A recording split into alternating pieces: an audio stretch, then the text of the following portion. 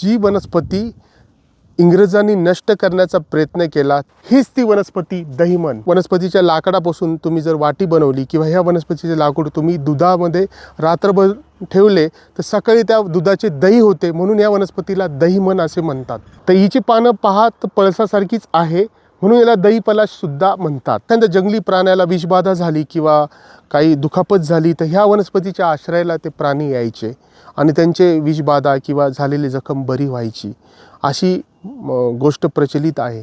दारू पिलेल्या माणसाने ह्या वनस्पतीला स्पर्श केला असता त्याची दारू उतरते, म्हणून तर ह्या वनस्पतीचा दारू सोडवण्यासाठी उपयोग केला जातो.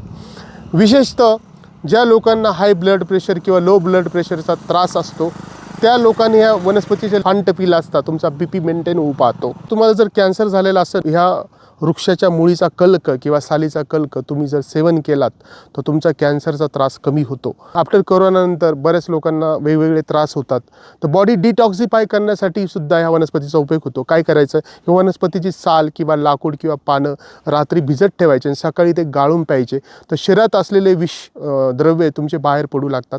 शरीर न्यूट्रल होते, शरीर डिटॉक्सिफाय होते. अतिशय प्रभावी अशी वनस्पती आहे.